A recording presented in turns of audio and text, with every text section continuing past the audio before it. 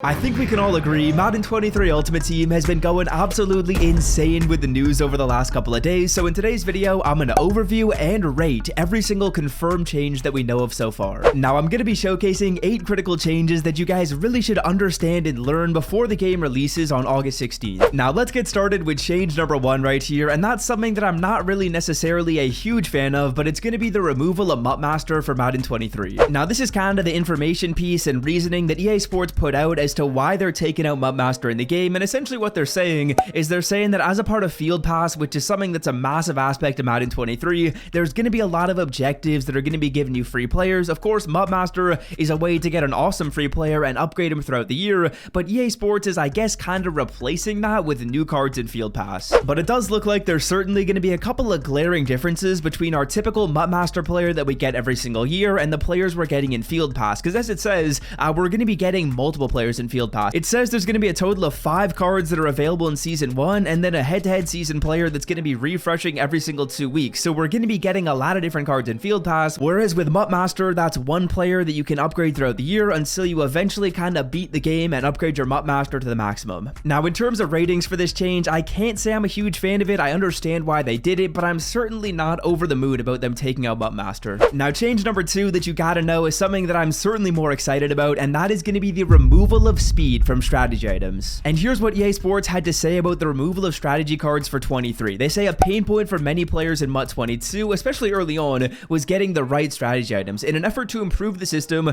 the following improvements have been made to strategy items in MUT 23, the first of which being no speed boosts appear on any core strategy item in the game. Then they also mentioned a couple other kinda underrated things that I think definitely flew under the radar, the first of which is going to be that you can only use 3 strat cards in your lineup. So an offensive, a defensive, and a promo specific strategy card, that's all you can use, just 3 cards. And then they also say the strategy cards are now going to be auctionable in Madden 23. That's interesting. I kind of like the way they're going with that. I would say overall my rating for this change is a huge W.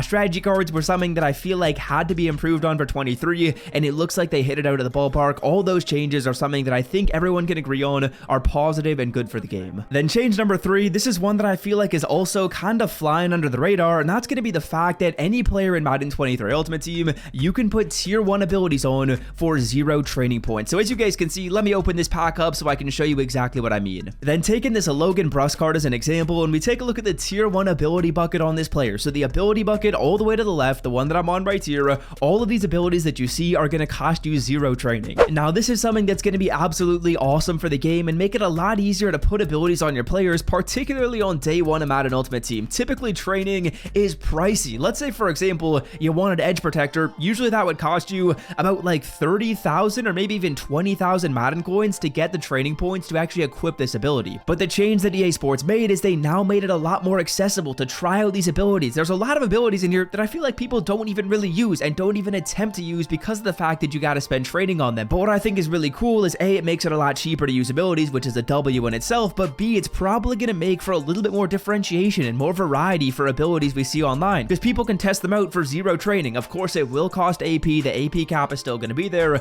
but with any card for their tier 1 abilities, those are going to be free. My rating for that is a huge W as well. Now, if you guys couldn't tell, I'm pretty bullish on all the changes that EA Sports has made to the game so far, but this next one, let's see if I'm as positive about it. Now, change number 4 is one that I would say I'm a little bit torn between. I don't know how excited I am for this one, and this is going to be a change to Weekend League. Now, essentially, the first thing EA did is they slapped a brand new title on there. It's not brand new at all. It's MUT Champions. It's something that they've been calling Weekend League since I want to say its inception in Madden 20 or 21, so that's not really a change, but a major change that they actually made is going to be a difference in the timeline you guys have to play your Weekend League games. So this is what they had to say. Weekend League is now called MUT Champions. Cool, nice, you'll have to see it. Next up, they say no more time constraints. Play up to 25 games any day of the week. I want to say it's going to go from Monday to Monday. So instead of the typical Weekend League where you have from Thursday to Sunday, it's now going to be Monday to Monday. So it's not Weekend League anymore. I guess it's like Week League if we want to call it that. You got a full week to play all 25 games. I think that in itself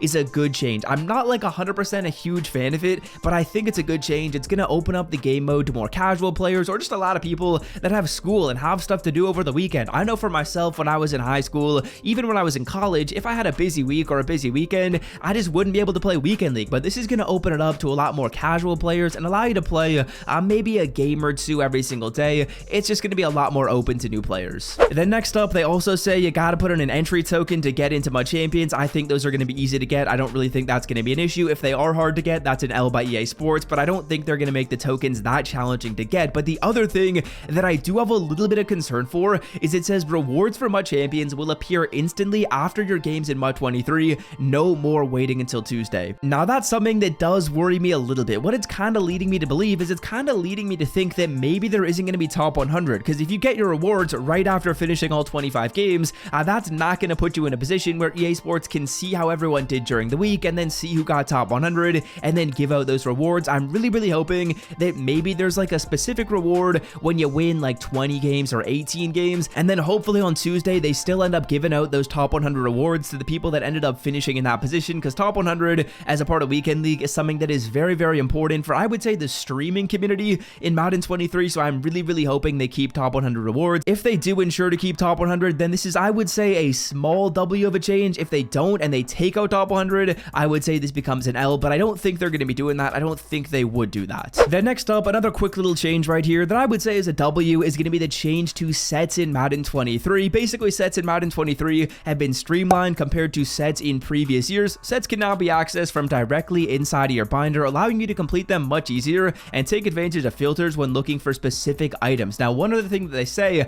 is they say you can also like redeem and auto-complete some sets. So basically, by clicking X, I believe it is, if you have enough players to do a set, it'll like auto-generate with like your lowest overalls, or you can set it up so you can put in the players you want really quickly. I don't really think there's any way that this could end up being an L in the game. I like the change. Quality of life improvements are never a bad thing for me, but that's change number 5. Again, my rating for that would be a W. Then next up, change number 6. This is something you gotta do. You gotta scroll down and change the color of the like button and the subscribe button. I'd really appreciate it if you scroll down and drop a like on the video. Change the color of it so it's blue. I'd greatly appreciate it. And of course, you don't have to subscribe as well. If you want to subscribe, I'd appreciate it, and you'll stay up to date with all the latest Madden 23 Ultimate Team news, coin making methods, free player methods. So if you like the sound of that and you want to stay up to date, hit that sub button while you're down there. But change number 6 for real this time is one that I'm going to be honest, I'm not necessarily a huge fan of. This might be a controversial opinion, but this one is going to be related to power-ups in Madden 23. So let me quickly explain what's happening before I get too ahead of myself. Now, basically, they say our team is dialing back the frequency of power-ups this year, and when they say dialing back the frequency of power-ups, it feels like they're going to be dialing back relatively heavily. Now, they also say, however, they are preserving some of the aspects of power-ups on other elite items. They did mention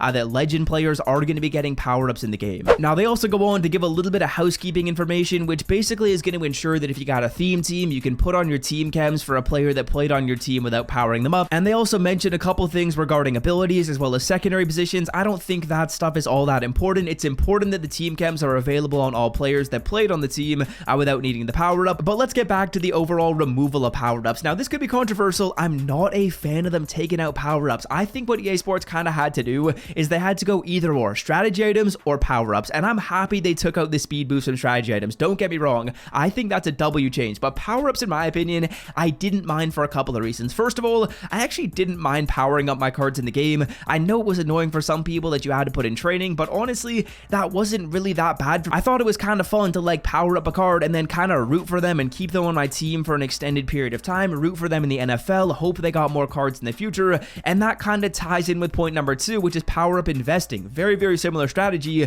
where you buy like a core elite or even a power up for a certain player in the hopes that it goes up in price. And by taking out power ups in the game, they're removing those 2 aspects. So investments, it might be tough to do in Madden 23. And then just the overall aspects of power ups that you can get a +1 on your card, that of course is going to be gone as well. I'm not a huge fan of the change. I understand why they did it. I know a lot of people in the community are happy with it. I'm going to say it's a small L. I know there's a lot of people out there that really like it. That could be a controversial take by me, but I'm going to stick with it. I'm not a huge fan of them taking them out, especially considering they already took out strat cards. But I digress. Let's take a look at another change that I would say is going to be a W for everyone. No complaints. There's no way that you cannot say this is a W, and that is going to be the ability to remove baked on abilities on your players. It feels like EA Sports is kind of going down this route where they're going to be adding a lot of baked on abilities on players in Madden 23.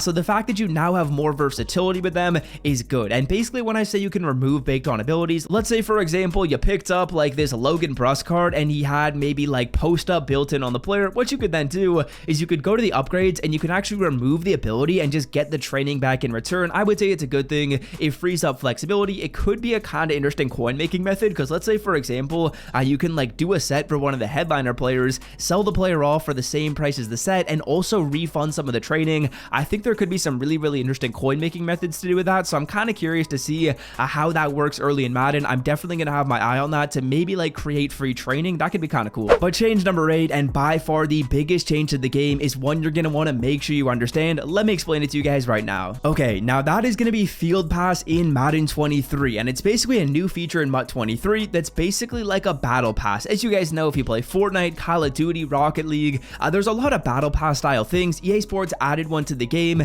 and there's kind of 3 sections to it. So the first one is called the Season Pass. Now the Season Pass in MUT 23 will last approximately 60 days, and it's kind of like the level up system. There's 60 days, there's 60 levels, so it's like basically a level per day before they refresh it. 60 days is a good timeline for this as well. EA Sports have been waiting way too long to upgrade some of their level systems in the past, so I like 60 days, and it basically says that as you earn XP, you're getting rewards. That one right there is very similar to the level up system, but they're updating it more often, and they added 10 more levels. That's a W. Then next up, we got the Competitive Pass. Now the Competitive Pass is going to be something you guys can progress through by playing online and earning missions and stuff like that. Basically, it says that by playing solo battles, head-to-head seasons, squads, MUT champions, you can get coins, packs, and a new featured player every 2 weeks. I like it. They're updating it often. They're giving us free players. I really like it. Then next up, we got the Program Specific Pass. It looks like for a lot of promos in game, this is going to kind of be a way to track your objectives and stuff like that. So they say major programs in MUT 23 will come with a program specific field pass. So the headliner promo, that's got it. The Zero Chill promo, that'll have it. Thanksgiving, Halloween, all those promos are probably going to have a field pass. And basically the field pass is a way to monitor some of your progress and earn free players, free coins, and free packs that are associated with the promo. And until next time, if you want to see how to download Madden 23 on EA Play when it's available, click right here, and I'm out. Peace.